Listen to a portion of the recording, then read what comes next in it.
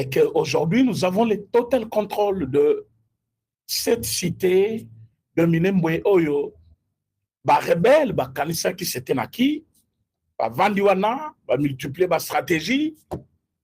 Alors, les autres ont annoncé Bino que nous avons le total contrôle de Minembwe. Alors, nous allons parler de l'adresse du chef de l'État envers la diaspora congolaise vivant aux États-Unis. Oyo, badongolomi subatu ya mutema mabe, babalusi na ndenge na bango. On n'a pas s'expliqué ndenge boyoki wana ndenge ezali, pakamu ndenge alobi wana ndenge ezaleli. Alors, parlons d'abord de Minembwe avant de continuer le chef de l'État.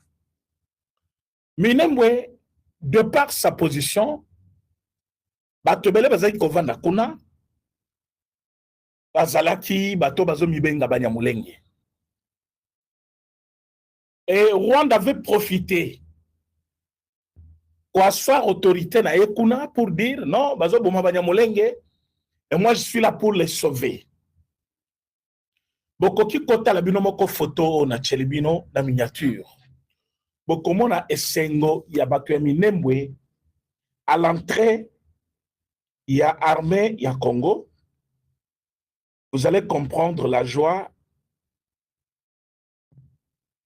d'une vieille maman qui voit une force capable de secourir Batunyo Sobazaki Kuna. Je vais vous montrer cette photo-là. Une photo qu'on peut appeler photo mille mots. Une photo mille mots. Parce que vous verrez que le peuple se sentait abandonné et ce peuple, Mamoni Lobi Kunabango, avec arrivé à FRDC, Bayambani avec Sengo Bayambi armé. Regardez cette photo. Vous voyez cette vieille maman? Vous voyez ce papa-là? Vous voyez les enfants derrière? Bazali Koya Koyamba, entrée triomphale, il y a soldats congolais. Bazali Kokota na Minembwe. Regardez cette joie-là. Cette photo, même sur le bio, ou l'inga karmete, même sur l'inga fachite, il faut l'inga fachi. Ça montre combien le peuple avait tellement besoin de la paix, mais Bazala qui sous contrôle Yabapaya et qui ne savait même pas comment parler. Maintenant, ba Monique, ba soda ou yabiso yamboka na biso bakoti na mabele na bango. Regardez cette joie-là. Nous avons partagé cette photo partout pour que batobele balanda yango ba comprendre et sengu la population na komona ba soda na biso kokota na kati ya Minembwe. Bande ko balandi. Minembwe, c'est au Congo. Ce n'est pas au Rwanda. Minembwe, c'est parmi les sols ya Congo au Rwanda zali koluka azwa. Alors, le président Félix Tshisekedi a déjà décidé que plus rien ne sera comme avant. On ne va laisser personne prendre ou s'accaparer de Minembwe. Minembwe est causala totalement na maboko ya ba Congolais. Bino Baiboza déjà na katia direct na biso. Faites comme d'habitude, likez l'émission et puis partagez. Likez et partagez pour bâtir ce qui est en train de se passer. Alors, aujourd'hui encore, ba o nyonso bazali kosala buri na Kinshasa, bazali koluka balongola biso na attention tozanango très tiré vers la situation de Minembwe na makambo na biso ya Coupe du Monde. Parce que même ceux qui sont dans la Coupe du Monde, makanisi motema na attention na biso nyonso eza na est de la République. La victoire qui a commencé à Minembwe, c'est la victoire que vous avez vue à Houston là-bas. C'est cette même victoire qui est maintenant sur l'opposition. La victoire que vous avez vue à l'Est, c'est le redressement du Congo.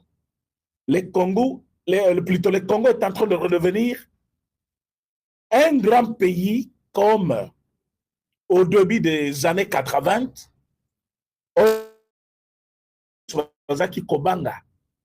un pays puissant, la carte Afrique, un pays qui pouvait répondre à n'importe quel besoin du monde. Sur le plan du football, ici que nous avons fait notre grand retour. On ne va plus reculer. Et ça, il faut voir la joie qui animait tous les Congolais. La Kochabi, alors que 42 ans ou 52 ans plus tôt, Tokenda Nanute, Kozonga Tozongi, na Kochabi, Yabiswa Liboso, on résistait contre une forte équipe comme équipe ya Portugal, de deux, présence à chef de l'État, et c'est là qui réconfort moral pour les joueurs. Tout ça, c'est ce qui montre déjà la victoire d'un peuple sur le mal. Et le mal, c'était qui? Le mal, c'était le grand chien. Oyo, Félix Antoine Tshisekedi Tshilombo n'a pas hésité à l'appeler par son nom. Comme nous avons parlé de Minembwe et nous avons confirmé le total contrôle à Minembwe. Et c'est malgré renfort à Rwanda, regroupement ya ba troupe na bango nyonso, ba koki armée na biso te ba yibu ba sali musala moko impeccable, ba yibu place bozali, to pesi bino mbote, bote esengo ba yibu ba sali musala kitoko. To koti sikoyo na oyo ezali kotala makambo etali propos ya chef de l'État. Le chef de l'État devant cette diaspora congolaise, azali koyebisa bango que nous avons souvent les narratifs. Oyo parfois toyebi te oyo salabiso. Narratif on salabiso mabe. À tout moment toza kaka. Alungwa tanta bay diriger biso, ata mopaya tout ça. Tout ça la kayango sans connaître les conséquences, ba paya ba profita la faiblesse na biso. Na demande na biso wana ke tolongula mwana mboka bazongi satan tabatani bayaka kolongula musée Laurent Désiré Kabila wazala ki vrai congolais de père et de mère et bayaki coaché la biso comme mupaya le chant de monsieur Paul nani comment il s'appelle Paul Kagame. Mais ce Paul Kagame oh, toko benga pe Polo na lingala, ndenge na ngana benga yawa. Mais ce Paul Kagame avait son grand chant. Et ce chant-là, ce n'est pas quelqu'un d'autre. Le gros chien de M. Paul Kagame s'appelle Joseph Kabila. Et Félix Tshisekedi passe kazamo na IDPS. Aza vrai Kinois. Azali Congolais, azo dirige mboka na ye, mboka bakoko na ye. Il n'a pas hésité pour dire la vérité. Bissaba Congolais, s'il vous plaît, attention, Boyo Kangabien. Il y a des choses que, pour comprendre Yango, il faut qu'un président, le président Félix Tshisekedi le bien. Oyebi no bovandi boye. Makambo président Félix Tshisekedi ayebi. Parfois mboka o mobimba na biso ata mutu moko ta yebango kakaye. C'est ça le pouvoir, c'est ça la présidence. Il y a des secrets, ceux qui ont continué la présidence de la République, qui ont continué à pouvoir, au commis président de la République, il n'y a que toi qui peux accéder à cette information-là. Quand c'est le président qui vous dit que ce monsieur-là était le gros chien, un gros chien de monsieur Paul Kagame, comment il y a douter? Président Lobby, cet homme-là, c'était le chien de Paul Kagame. Parce que je vois les gens commenter dans tous les sens. Pour les émissions, pour partager. Batouba Lobby, oh, les gens a fini à bengier chien. Non. Mais il faut aller avec la phrase jusqu'à la fin. Pourquoi vous ne voulez pas citer les noms de Kabila, de Paul Kagame, dans ce qu'il a dit? Parce qu'il a dit Azali, le chant de M. Paul Kagame. Tango mutazana mbwana hii, asakani. Zonga ozongi. kende mbwa ke kanga batuana mbwa bengani bango mukolo mbwa atindaka mbwa azongisaka mbwa ye mutu apesaka ba ordre na école na cours ya français totanga ba figure de style mutu nyonso ayebi figure de style il peut comprendre ce que Félix Tshisekedi a dit. Nous avions un président marionnette, un président utilisé par le Rwanda pour de fin de Rwanda. Azalaki wana pour intérêt yaba rwandais. C'est ce que Félix Tshisekedi a voulu tout dire. Oafing chien, oui, il est différent de chien. C'est un gros chien. Le chien, nangulu bazakana bizale le moko boye bakate. Ngulu okosokola ya tambola zongi wapi. Ta poto. Ndenge moko na mbwa. Mbwa azola la ndako ya batu. Ata botiele biloko nyonso. Akotambola kana 4 pattes na ye. Des fois ko ya la na mabele, azo kwanza na sia mabele, azupe poussière wana, aye komata nango na kiti, même soki aza ya ndako. Donc le chien Azana comportement kaya bachan. Kabila était rebelle. Aujourd'hui, il est où? D'abord, il fallait abengaye les sous-sous. Hein? Le quoi? Les gros porcs là, où il tobenga kamine, où il boit takabana 12-15 là. Oui. Il fallait abengaye bongo les sous-sous. Ngulu pena ya monene. Parce que Ngulu Okosokolaye, après Sanine, Kabila est venu à comité président. Yewana Zongel Bajimel, Zongel Isuna Zamba. Parce que sous Sinaye, à cause du pouvoir qu'il y a moyen, il y a rébellion. Alors qu'il était au pays, il pouvait s'organiser autrement. Mais tant que comme Kolukakaka, Azongel a pouvoir, na moyen au bino Tuboyebi, allez-y comprendre que c'est un grand chien. Un cochon. Mais cet artiste nous dit, les chiens mangent ce qu'il a vomi. Voilà. C'est-à-dire, Moutalie biloko oyo asalié abimi sango, mais Mouta sans allié yo moutou normal. Au sens de biloko koliango, non, mais moi koliango. Et ça métaphore. Azaki rebelle, avant Bayana Congo, Azonga les rébellions. Il était au Congo, mais il travaillait pour l'intérêt du Rwanda. Il était au Congo, mais il prenait des richesses au Congo, à se distribuer dans le Rwandais.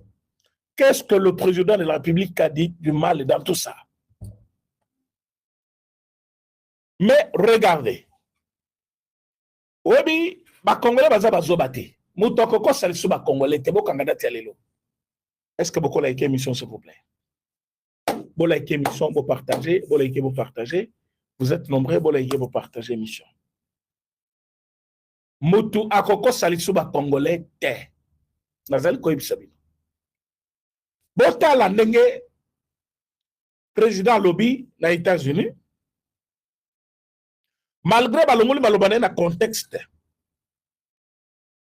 Oyebi nani azali koya ko répondre président Félix Tshisekedi.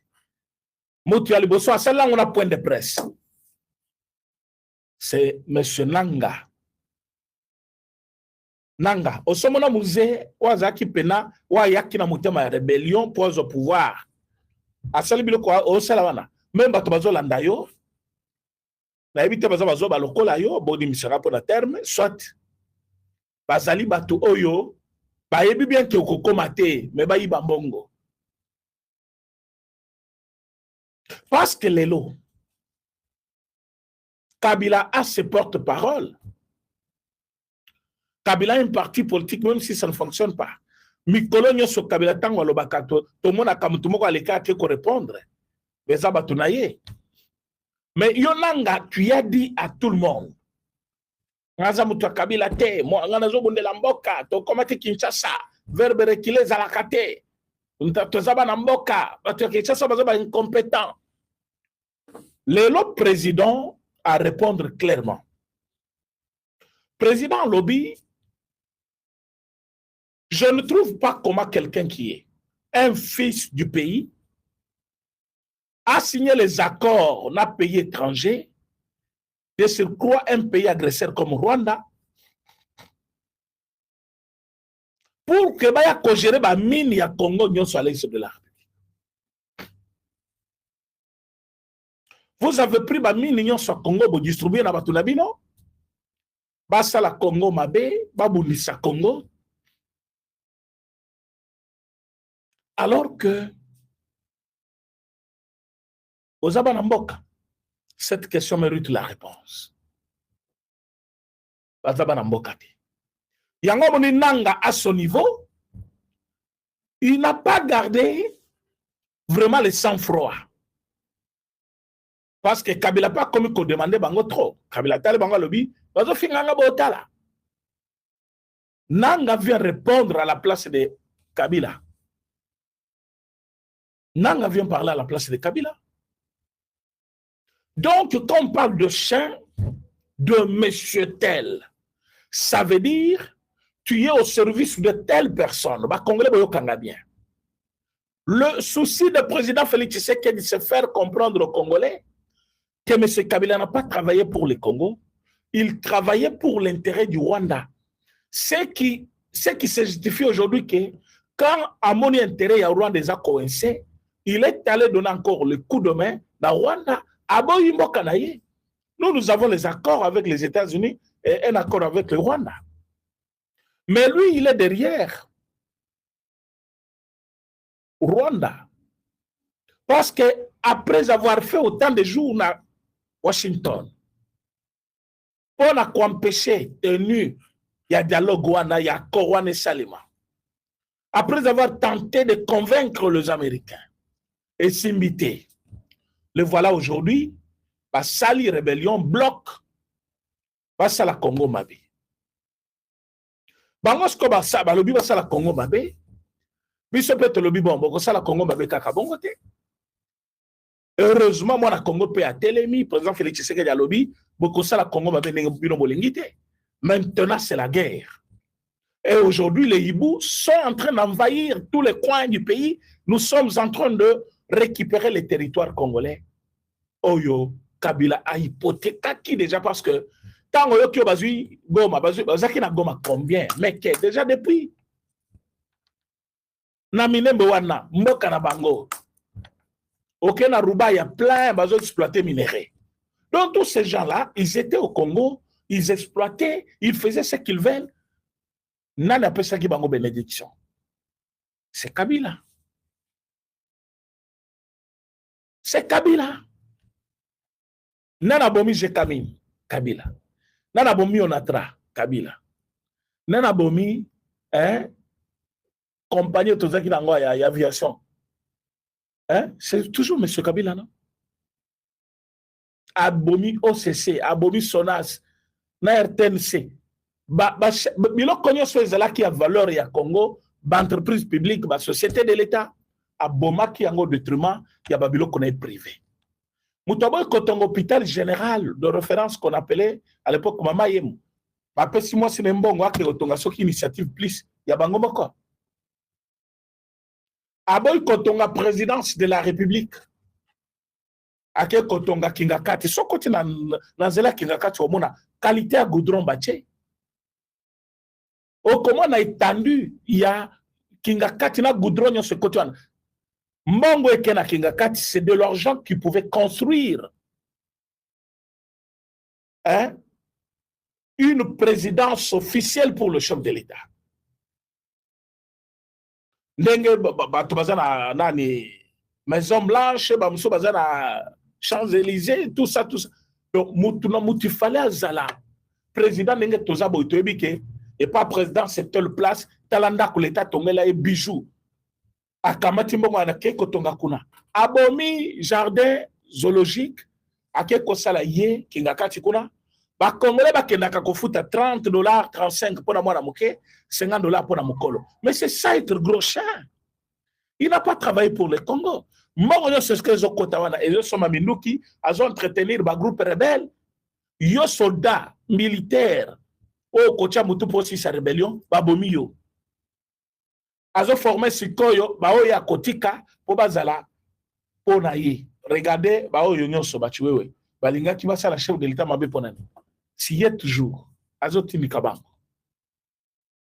C'est-à-dire, M. Paul Kagame a dirigé ce pays depuis 18 ans ou 21 ans parce que Kabila le père a yaka côté le Menabango. Pourquoi? C'est pourquoi Koufaki. Quand on a tellement qui bango, babomaki. Bon, la émission vous partagez, s'il vous plaît. Rapidement. Vous partagez l'émission, vous likez, vous partagez.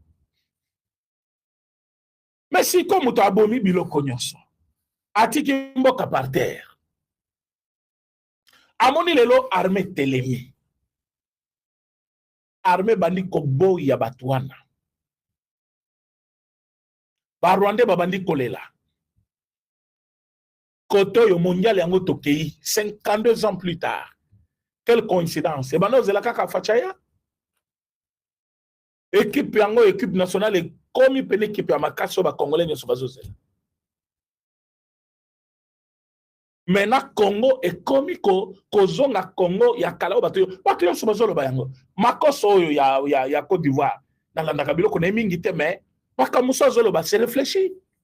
Alobi clairement. Alobi ba congolais, est-ce que vous avez les yeux pour voir que votre pays est en train de sortir des gouffres? Votre pays est en train maintenant de changer l'image d'un ancien Congo qu'on connaissait. Makos Alobi, quelque chose est sur le point de s'accomplir au Congo. Je vis une vidéo d'un enfant, maman Azo Yebiseke, Teuti Kochabi. Donc, moi, na match ezobeta yazo sambela. Et tant que je moi na tochebi, moi na leli alzoloba, ce pays est béni de Dieu. Moi na mukiwana na ebisi. C'est Dieu qui parle par sa bouche. Moi na mon avenir yamboka oyo un grand Congo. Et connaissant que ma kamusko est commis bien, ba kamati opposition ya nzalabato yo, miyibi, ba che bango wana, ba lobi bo sala bango siko pression. Muto bo sala pression, mona façon zoloba na États-Unis. Très à l'aise avec les Congolais, Koyambanaoua. Président Félix Tshisekedi Aïnde, Babengakanen, ko chosifier poste à présidence de la République. Tu dois rester humain tout en étant président. Namoni nani nanga. Oyo ça la rébellion a salité, rébellion ya ozo comme pénal ko la zoba mokobo. Oh nenge zawana Nenga vanaki na zomela chivas. Ça lui est interdit par qui? Bah, il faut qu'il pour l'activité officielle de la présidence de la République. Bah, il faut qu'il à l'attaque veste dans le stade de Bamelani. Et tu vas s'en yo munangwa. Yo olinga qui poste la présidence, ozo aspirer à tan biloko mikete po yo bayango. Il faut s'inspirer. Quelqu'un qui aspire à des grandes fonctions ou responsabilités, il doit connaître les méandres quand même de ce qui se passe dans la poste-wana. Quand le président est au stade, quand le président est dans une manifestation, il y a toujours une table et un verre. Ça peut être coca, ça peut être maï. Souvent, dans la manifestation officielle, mais quand on a le stade des loisirs, le président cause à la kamba qui va réunir boni à Zosala avant il y a un stade. Va coacher les mains dans Verwana, va coacher les coca amela. Bachaki molangi moko wana te. Bachaki le komoko wana te. Wa bon momoni ya zome la chivasi bino bovandi kotoyo. Bolole. Tata moko ya bolole atiki poste. Atiki mbongo ebele na bank. Atiki ba mbongo ebele azolanda lukumu. Omoni koluka lukumu. Siko ozana lukumu bazo fingo mboka mobimba. Ozana lukumu mwasi ye wana na Canada. Oyebi te banani basala kanini yo oza wapi oza kuna. Moyo koma kuna izate. Okomi na ba famille, okomi na ba rwandaise, okomi na ba nani.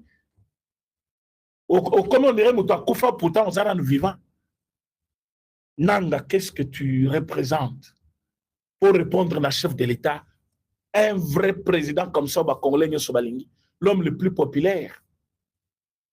À côté na stade Petochebi, batobele balaka kinini libabet. Onenga ke wana toko pola. Yo onima ki yo nanga ndingo zana. Opesa ki chance na leopard. Muyibi. Aventurier yo soto zai na médiate olinga ozo appelé moko ya Parce que comment vous avez le temps, il y a Kofinga président de la République, et vous vous attendez à ce que Bisoto respecte bien. Quand Kabila prend les armes contre la République, quand le président de la République vous dit que ce monsieur, il est impliqué dans ma camogne sur besoin de l'histoire, c'est lui. Maintenant, Amérique a sanctionné Kabila. Mais vous avez mis tout au besoin. Vous avez mis tout au ezali. Président de la République a dit Kabila Azasima Yananga. Bochetembe. Ote azoko sele makambu, azoko comme ce que je vis là. Oh, bazoko sele makambu. Kabila batu. Bozolo Kabila makambu, mutavandi kimia. Vous avez un problème na mitou. Fachi, c'est un président de la République. Il a les informations plus que Binonyonsa. Quand les gens, Bozo ka président Bimi Libanda Lobby, telle personne a salibo. Quand ces informations non certifiées, Fachaye Bisibino, ce monsieur Azasima, ya Uga, ya Onani, Yananga, c'est lui qui fait tout. Bochetem. L'éloquence, c'est l'Amérique qui sanctionne. Comme non, oh, bah corrompre. Yoko corrompre les États-Unis. Maintenant, elle a sanctionné. Elle a sanctionné. Kabila a sanctionné par qui? Par les États-Unis. Va sanctionner pour un instigateur. Il y a Bouzo Bagnon sur besoin de l'histoire. Il y a des moutazo Tini Kabatu, Baboma, Basalabitou, Kuna Batu, Baskoufa, Basila. Maintenant, Kabila a sanctionné. Bolingisco va respecter. Comment moutou côté rébellion, Assimi Mandou qui contre yo, contre Batuambo Kanayo, yo zo Lukageno, va respecter. La minute oyo, Bocha na mitou na bino, que le président de la Azowe la ebonga na la moutou. Te ba Congolais balobi Vandawana. Sikoba nyangala kati nyoso zomona oyo. Bato bazanga tina o bazana kati ya rébellion ya M23. Ba yebi capacité ya facha ko anticiper makambo et puis ya ko régler yango même concomitamment. Na minute oyo fachi azana kati ya ko régler ba problème. Et ba yebi limite na bango ne ba telemi na Goma. Et ba yebi ke bazo quitter déjà Gomango na ndenge ya vuya. Ce que sali bango panique. Bango tango bafanda kakona bazo finga président oh azaki côté kapiza bazo bango na mungongo makasi wana zaka respect envers le chef de l'état ata chef ateki makala ata zaki kolala libanda lelo comme président mais tout en étant président il n'a pas rendu un mauvais service à la nation et Kabila biso tout oyebi que c'est quelqu'un qui a vécu toute sa vie na kati ya souffrance. Et pas yaza chauffeur kotoyo papa ku fatigué le bino na tutelle ya mutumoko boy lelo oye o commis président de la République mais tika tabanzela malamu non oya tika kikimia asa pesiko tu pouvoir azaki nanu mo ala oké pouvoir ngo ezaki ya ye ou ya tata na ye ou ya famille na ye eza pouvoir ya République ce n'est pas un royaume ndenga zoki yango na loma ndengi fallait pesango apesango pe to chele pe na vu ya ti apesango c'est-à-dire que l'élection élection organiser l'élection c'est quoi élection que vous avez organisé vous avez le président au PCN na ningeni c'est que comme il obi au tenenge zawana vous bossali pena remise reprise au comme ko finga chien un gros chien Kabila pena un gros chien ya mutu munene wana waza kamata maminene bo mais munoko bakanga maboko bakanga bazotindika eka kabazo zongisi eka sikoyo place uzali Yeba déjà que Fachi n'a pas peur de toi. Fachi a zélé au pétrole. Moi, si on a l'obaki aux oya, Fachi a zélé là. Batoubatuni ma question à koya te pour la réconciliation. Yo robini à lobby, tant à koya d'abord. Fachi a zélé trop. Vous n'allez pas jouer avec l'esprit de ma Congolais. Ma Congolais va comprendre que Kabila était le chien de Kabila, de Paul Kagame. Les Congolais va comprendre que plupart ya bato yu atikela ki ba fonction féminine armée bazala ki ba paya ba rebelle bato baye ko comprendre que mbongo na nyonso azoganye na Congo ezosala mosala kuna yango basupermarché mosusu fo ekanga bahilton oyo tolobaki yango deja awa ya bahotel fo ekanga parce que bato oyo lelo oyo bakomi bimisa lokola bavictime makambo basali bakongole vous n'avez pas l'idée mbongo nyonso bazali kozwa kabila azotongisa babiloko wana milai na ville province ya Kinshasa mbongo nyonso bazofuta ezokota na bakonte na ye yesu azosoma binduki azosoma masasi po abundisa bakongolais. Ça ne va pas tenir. Le sang des Congolais au bakufi ezocrier. Le sang des Congolais bazali na kati ya souffrance na est wana mai na miso na bango ezocrier. Et Félix Tshisekedi est revêtu maintenant d'un pouvoir, un cœur sans peur. Vous allez comment il se déclare. Vous allez comment la façon vous allez kotambo. Vous allez comment à l'aise avec le peuple congolais. Donc, comme M. Félix Tshisekedi, président de la République, chef de l'État, il est d'abord Mwanamboka, il est d'abord un homme qui a compris, ni Nezaki Kolekawana, c'est-à-dire le Rwandais, na kati ya manœuvre. Sikoyo Kabila Kote Azali. Aya celle-ci ba consultation. Avant de la zone mokona ba rebelle. Ba sali sécurité n'est pas ba rebelle. Et de même rebelle menace de prendre d'autres villes et venir à Kinshasa. Et vous voulez que le chef de l'État, Abana Kogumba Belaye, ancien président, au PSA qui a pouvoir. Il a PSA pouvoir au peuple, au PSA pouvoir. Et Batumazela qui a PSA pouvoir en 2006, a PSA même pas pouvoir. En 2011, est-ce qu'à PSA est un petit secret de pouvoir?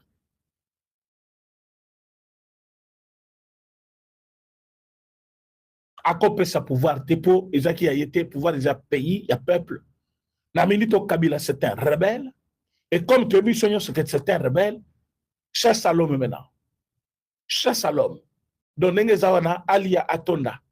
Parce que Fachi a déjà décidé. Donc, là, batune tout bazo tchacha comme nous, quoi, boye bake bino nyonso bozasko bashiyo. Bana mbwa. Bino bozalisko yo, bambo ya mike wana. Yesko mbwa ya munene.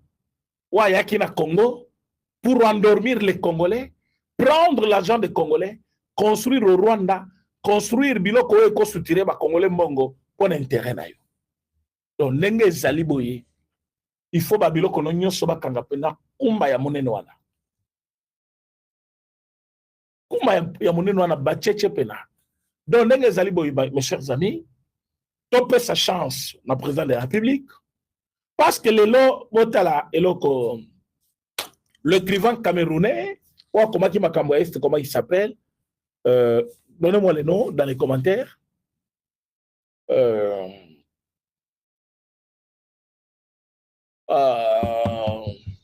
Camerounais là qui a écrit sur Makamba génocide à l'Est, donnez-moi son nom là. J'ai oublié son nom. Et qu'est-ce qu'il dit? Il dit que Charles Onana. Merci beaucoup, Ndeko. Ndeko de Paul. Kayoua. Merci. Charles Onana dit ceci. Président Félix Tshisekedi étouffe l'intérêt du Rwanda et la France. De part, il y a président Félix Tshisekedi et qu'on s'appelle France et qu'on s'appelle Rwanda. Alors, si vous voulez que votre pays retrouve la paix, si vous voulez que votre pays contrôle ses territoires, vous gardez Nano, président Félix Tshisekedi à la tête du pays. Voilà Charles Onana. C'est un Camerounais. Hein? Voilà. Il le fait sans aucun intérêt. Mais c'est un écrivain, un analyste. Il comprend ce qui se passe. Alors, si vous voulez la paix au Congo, si vous voulez que Makambo se stabilise, si vous voulez que Makambo tambola bien, laissez d'abord Félix Tshisekedi à la tête du pays. C'est Charles Onana qui l'a dit. Pourquoi? Vous voulez précipiter les choses de part d'ailleurs. Oh, élection, tango balobi. Pourquoi changement de la Constitution? Il va changer la Constitution. Loi Seleki. Boluki ba montambo impité ba sénateur. Oh, bazwi mbongo, bazwi $100,000, lukuta na bino.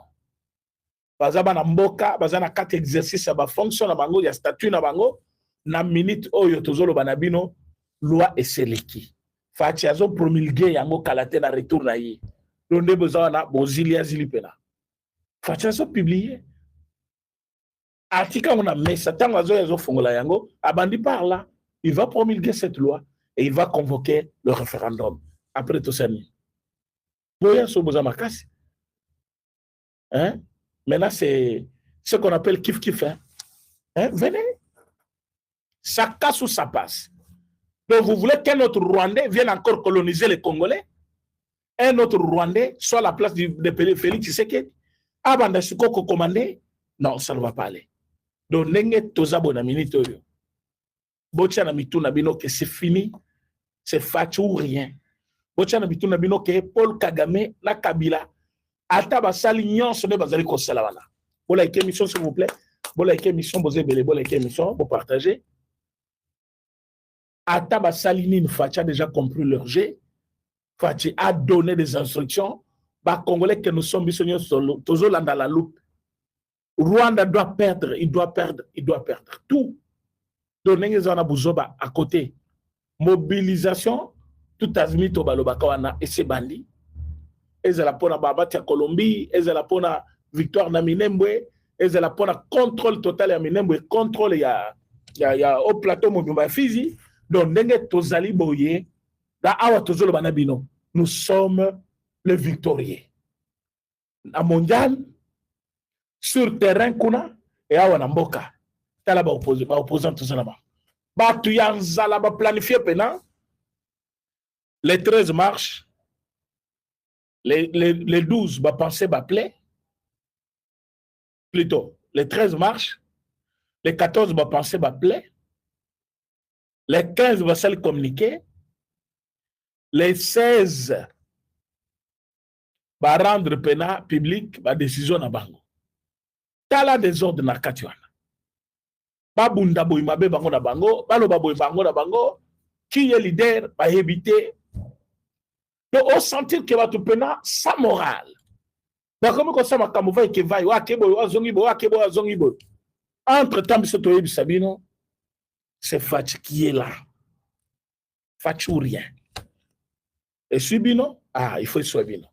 Donc, dengue tozali boye, ma camoufle bébé libino, et Fachi est en train d'avancer tout droit na 3 au Bolobaki, et Zate a commis qu'on avance maintenant, tout droit na 4e République.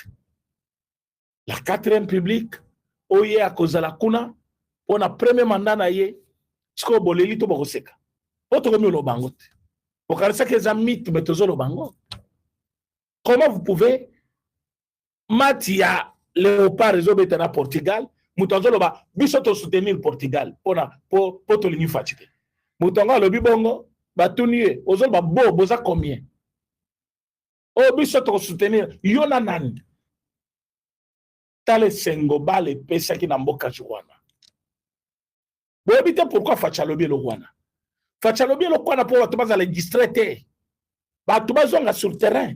Baye base que Paul Kagame na mutune Kabila baza na kati ya kosala contre le Congo. Baza ko planifier des attaques. Na minute parce que ba perdre Minembwe. Ils attaquent toutes les zones de peuplées. Ba moni ke côté kuna na kana bango moyen zate so ba batisi do na bango soit avion ba komi ko bombarder na ba camp ya bato bazali ba civil et tango e farde sa e koyoka réplique on esalemi do moni kimia ekoti na Minembwe contrôle les bandits tous les services de l'État installés nanga ouais ta mort approche ta fin approche. Monsieur Nanga, tu n'es pas éternel. Obomisi ba Congolais belé. Obomisi ba Congolais belé. Parce que soto landeli bien. Ndenge bozali na Goma wana. Na yebiti ki conseil ki. Mais boye bake c'est fini pour vous. Même Kinshasa est la capitale, sans ibino déjà. Ma bota na bino. Boka resate batu nyonso bako sepela na bino. Na mabota na bino il y a des gens qui vont supporter à Mabé. Mabé Bossali, écoutez que la Kamabé. Mais des dispositions très sévères et mis pour avoir contrôle. Donc, les Aliwana, Bochana Moutounabino, que l'armée congolaise va effectuer des contrôles dans tous les domaines. Et vous allez voir maintenant qui est fort, qui fait quoi. Alors, Bisso, Toyebisima Congo, Bozala Simaya, Félix Antoine Tshisekedi Tshilombo, changement de constitution, constitution ya Sika, Tosaïl ba élection après 4 ans ou 5 ans, recensement d'abord il fait Salema, Makamouze Bele il faut que ça là, des places ba Katumbi, ba Paul Kagame, ba Kabila wana, ils ne comprennent pas qu'est-ce qui s'est passé. Qu'est-ce qui s'est passé? Le peuple est content de son travail. Le peuple est content. C'est-à-dire, Moussala Oyo, Yako, Kopé Sampif, on a chef de l'État, et elles sont ma parti politique, comme un peuple mobimba. Tant de babete là qui va chuma beaucoup na stade. Tant bala kisi. Alors, bande ko balandi, to yaki poto bisabino ke, batunyo so bazali koloba, o fachalobi, aza chen, boye bisabango, oui, bino pe boza bashio, bana ya mwawana, ya monene. Comme apesa bino misolo, apesa bino vie, comme aboma l'état pour apesa bino ba proche na ye, yango bozo le laye lelo. Au lieu de créer une institution forte, même après mon départ na ye, bino boko tika na ba fonction, bo continuer à jouer na ba fonction na bino. Mais vous créez des individus forts et vous affaiblissez les institutions de l'État, nenga bomaki armée, nenga bomaki onatra, nenga bomaki sonas, nenga bomaki RTNC. Nenga bomaki nyonso ezali kopesa batu vi abomaki yango. Bandeko balandi, Kabila a fait partie de l'histoire de notre pays. Aza mutubiso tokoki kobetela suto lote, kobetela monte mate, c'est que nous savons azali batulokola bananga, batulokola bakabila, batulokola baowana, bazalokola bisanza, to sanza bango déjà. Toko zongisa bango na kati ya motema te. Tosengi nzambe ya lola apambola ba Congolais nyonso po bazobunda na est na kati armée. Apambola ba wazalendo pona mosala kitoko bazosala sur terrain. Apambola nouveau gouverneur ya Ituri. Atambola batu nyonso bazali kobunda parti par là pona ekolo na biso. Nzambe vraiment amona bango, amona fachi beton pona tous les moyens zali ko disposer pour l'armée. Tous les moyens qu'il dispose pour notre équipe nationale, tout ce qu'il fait pour le peuple congolais, les fonctionnaires, au foot à Bango à temps, parce que zongi cycle normal, tous les koloba, Zambé a pambolaye. Donc, n'engezawana, boti kabana ya mbowana, bashiowana, basala makelele nenge balingi, Fatia déjà dit, Kabila c'est un gros chien de Paul Kagame. Sogi bango bazana contraire, idée contraire, baya kolobaya. Mais sinon, c'est un gros champ. Ce monsieur-là, c'est un gros champ. Alors, na minitoyo, bino banana ye, ba moi mike wana, boleka na télévision, comme ça, biso to s'en charger na bino. Merci pour la participation na bino. Vous étiez très nombreux. Il s'est fait tard à Kin, Lobby Moussa Lizali, demi-journée, bien sûr. Alors, Sengato et Susu Awa. Donc, vous excusez biso, tozonga tolala, pour que Lobby to continue. Alors, te bino un grand merci pour votre présence. O bazaba tuasikaba s'abonner. O bazaka déjà nabiso avant de partir, pour liker émission, pour partager yango. Pour que lobby batumusupe bamona yango. Merci nabino nyonso ndenge bozaki en direct. Yabino président et cordon René Tchasouma, Tukutani, sur la même chaîne Lokito Congo.